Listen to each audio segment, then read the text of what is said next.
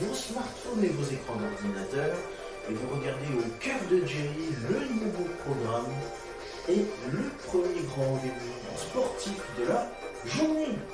Yeah! Très heureux de vous accueillir pour notre dernier rendez-vous consacré à la carrière d'un grand sportif. Bienvenue dans le 16h30 Sports Live. On va parler que de grands sportifs, filles et garçons. C'est parti, soyez les bienvenus. Nous sommes ensemble jusqu'à 17h pour ce dernier rendez-vous et vous êtes les bienvenus. C'est parti, en route.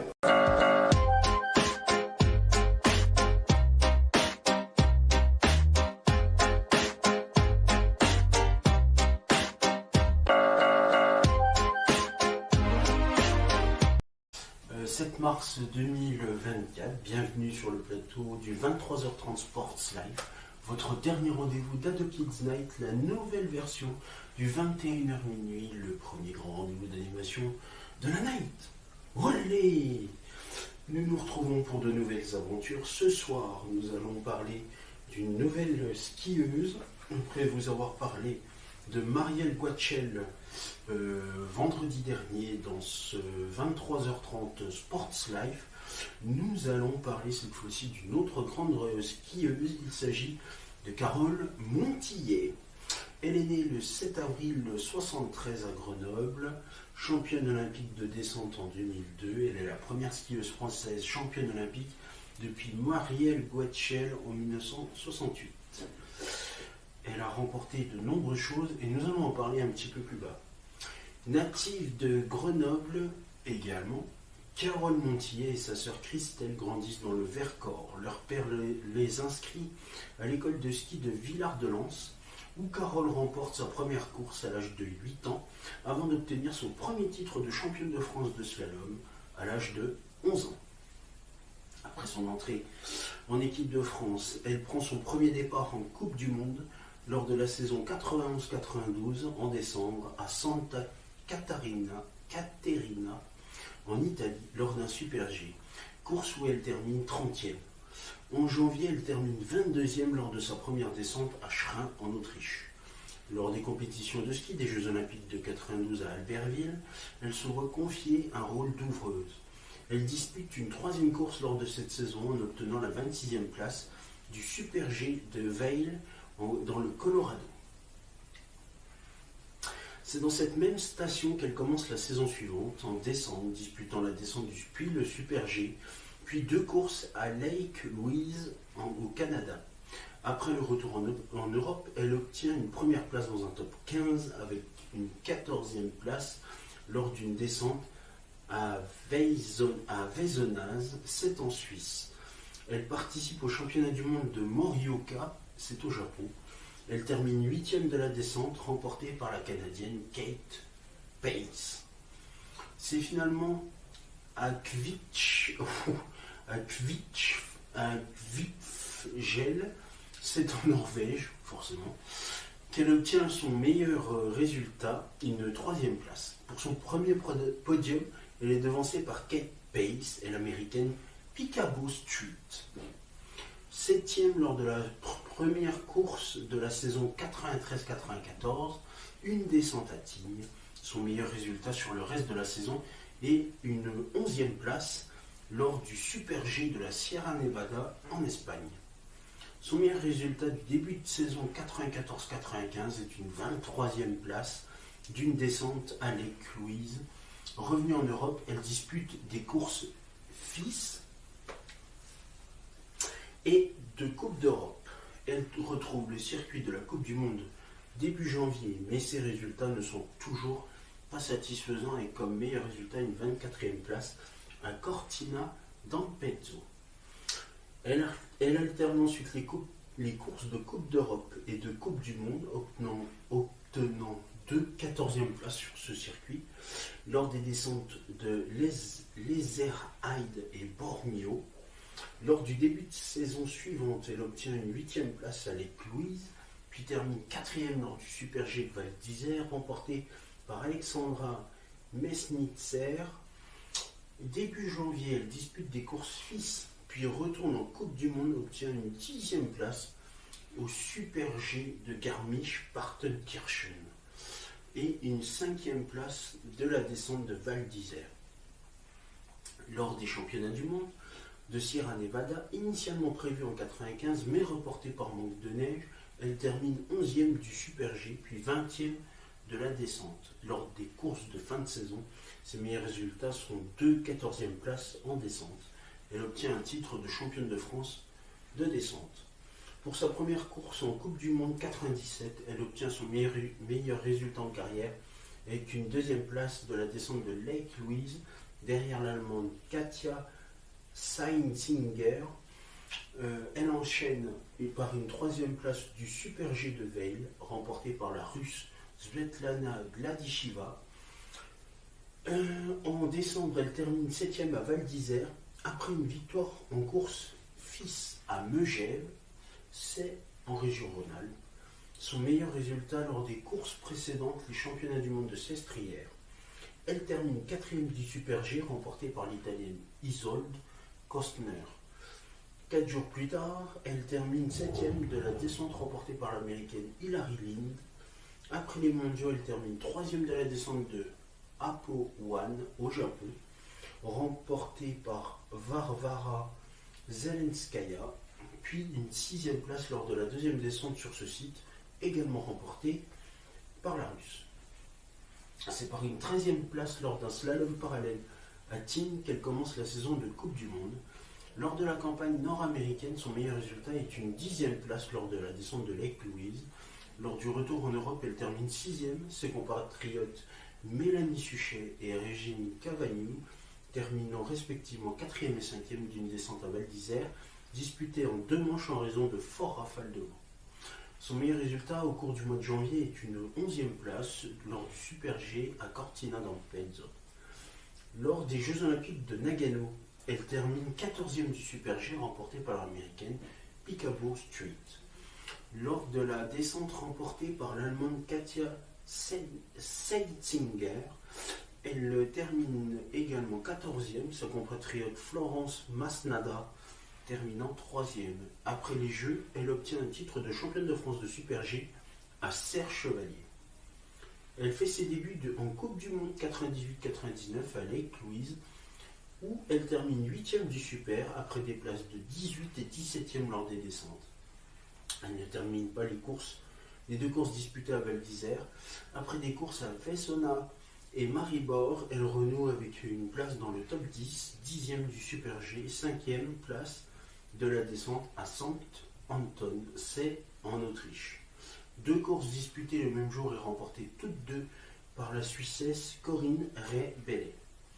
Lors des courses de Cortina Ampezzo, elle obtient une 10e place d'un Super G. Les mondiaux se déroulent à Weil. Les épreuves de vitesse sont dominées par les Autrichiennes qui terminent aux 3 premières places du slalom. Alexandra Messniter devançant Renate Gottschall et Michaela Dorfmeister. Carole Montillet terminant 15e. Les Autrichiennes remportent également les 3 médailles de la descente et Montillet terminant 22e et 3e française derrière Mélanie Suchet 7e et Florence Masnada 11e. Après les mondiaux, elle obtient de nouveau top 10, 9e de descente, des descentes à Aar en Suède et de Saint-Moritz.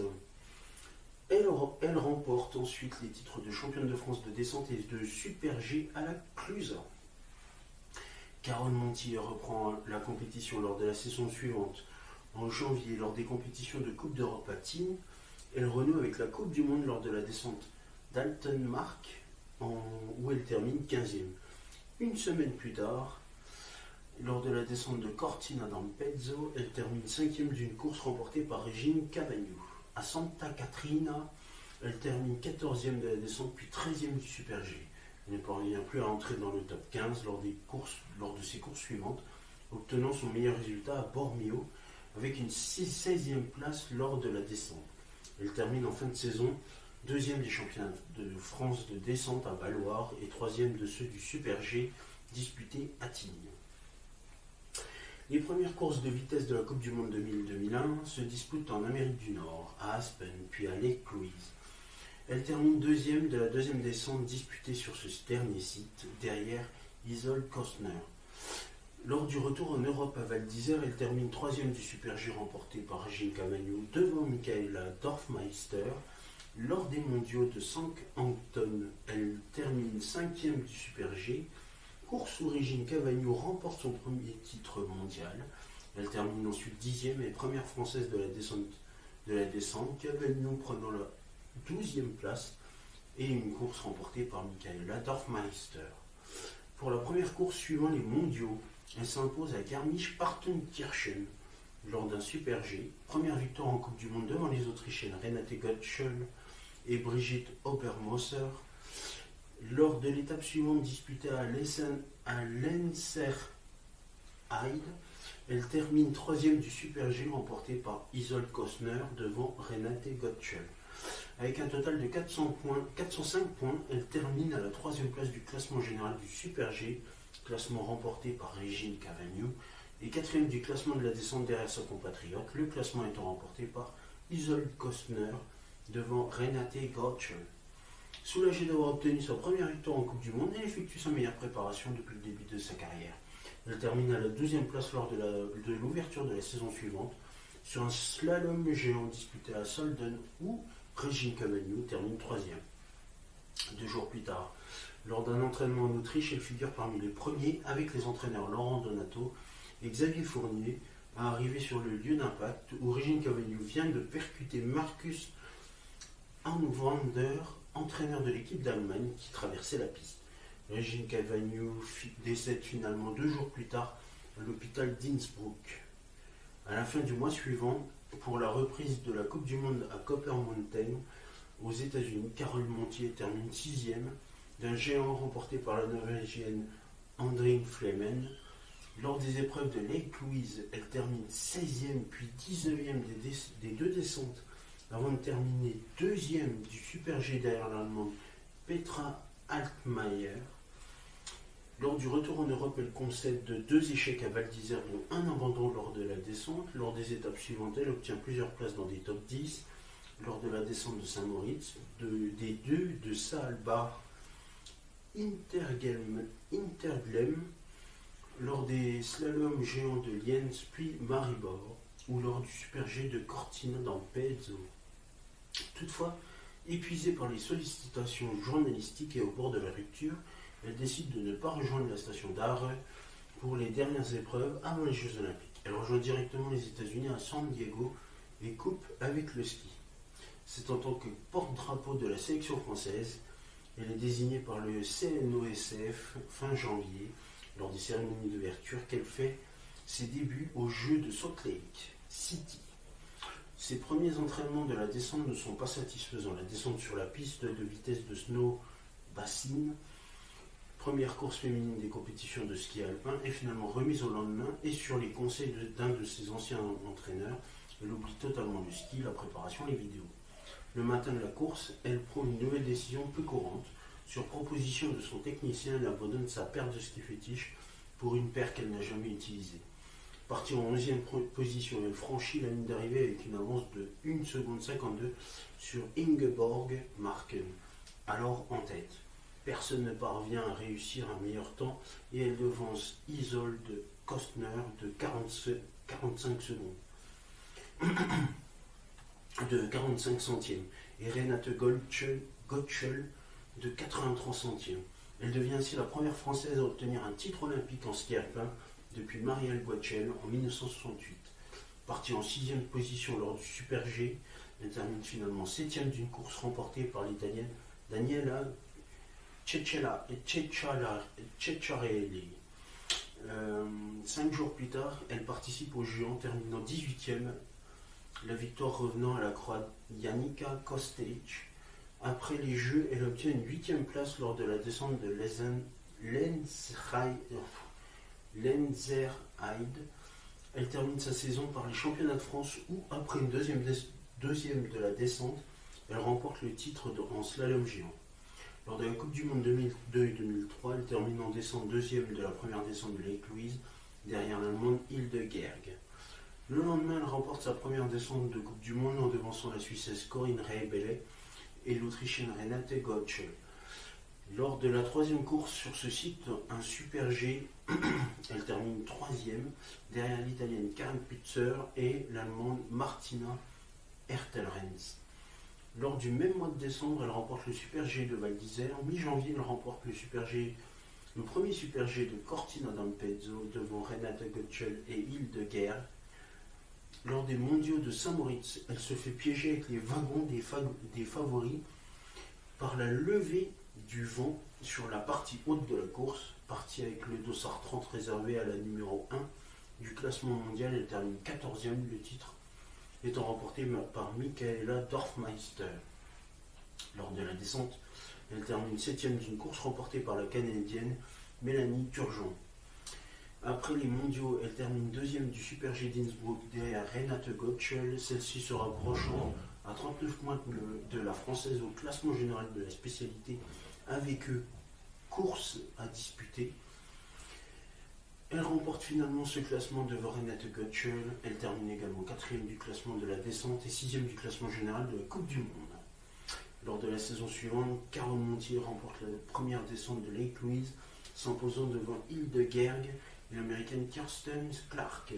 Le lendemain, elle remporte la deuxième descente devant Michaela Dorfmeister et Renate Götschel. En janvier, elle termine 4e du Super G de Cortina d'Ampezzo. Le lendemain, elle termine 3e de la descente course remportée par Hildegard devant Renate Götschel. Le lendemain, Caron Montier s'impose sur la deuxième descente face à Renate Götschel. L'américaine Lindsay Kildow terminant 3e. En février, elle remporte avec l'allemande Maria Riesch le Super G de Haus im Ennstall en Autriche. À la fin de ce même mois, elle termine 2e du Super G d'Art derrière Renate Götschel. Elle termine la saison à la troisième place du classement général de la descente, devancée par Renate Götschel et Hildegard, et 2e de celui du Super G, également remporté par Renate Götschel. Elle termine également 5e du classement général de la Coupe du Monde. Pour la première course de vitesse de la Coupe du Monde suivante, à Lake Louise, en décembre 2004, elle termine 2e de la première descente, devancée par l'américaine Lindsay Kildow. Le lendemain, elle termine 3e de la deuxième descente, remportée par Hildegard, et qui s'impose devant Renate Götschel.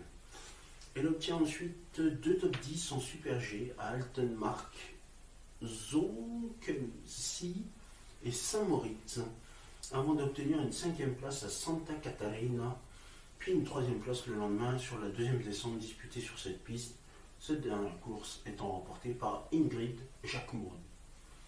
Aux mondiaux de Bormio, elle ne termine pas le Super G, elle termine ensuite 21e de la descente, remportée par Janica Kostelic, avec Ingrid Jacquemont, Pierrick Bourgeat, Christelle Pascal, Laure Pequeño et Jean-Pierre Vidal. Elle remporte la médaille de bronze de la compétition par équipe, remportée par l'Allemagne devant l'Autriche. Avant les premières épreuves de vitesse de la saison 2005-2006 disputée à Lake Louise, elle annonce son objectif de remporter une nouvelle médaille d'or olympique, déclarant bénéficier de l'émergence d'Ingrid Jacquemont qui lui permet de se confronter au plus haut niveau lors des entraînements. Elle termine 23e et 29e des 2 descentes, puis 12e du Super G avant de revenir en Europe. Elle termine 16e du Super G d'Aspen. Elle termine 6e à Val d'Isère d'une descente remportée par Lindsay Kildow, puis 10e le lendemain sur le Super G. Début janvier, elle remporte 2 courses suisses, 2 Super G à Morzine-Châtel-Bernex. Elle retourne sur le circuit de la Coupe du Monde pour des 25e et 23e places lors des 2 descentes de Bad Kleinkirchheim, où elle termine à 34e du Super G, après un abondant et une 33e place à Saint-Moritz. Elle termine 6e du Super G de Cortina d'Ampezzo, remportée par Anja Persson. Le lendemain, pour sa dernière course avant les Jeux, elle termine 11e de la descente. Lors des entraînements de la descente des Jeux Olympiques de Turin, elle perd le contrôle à la réception d'un saut. Malgré de nombreuses contusions, elle prend part à la descente remportée par Michaela Dorfmeister, terminant 28e. Le dimanche suivant, lors du Super G, elle termine 5e du Super G, course de nouveau remportée par Michaela Dorfmeister. Alors qu'elle annonce qu'elle va mettre un terme à sa carrière en fin de saison, la Fédération française lui rend hommage en la nommant de nouveau porte-drapeau pour la cérémonie de clôture. Associée à Mélanie Suchet, son amie et ancienne coéquipière en équipe de France, elle participe à des compétitions automobiles en phase de reconversion. Elle débute toutes les deux une seconde carrière à l'occasion du rallye Aïcha des Gazelles au Maroc, en quad au début où elle gagne 2 fois en 2004-2005, puis en voiture où elle se classe également 2 fois.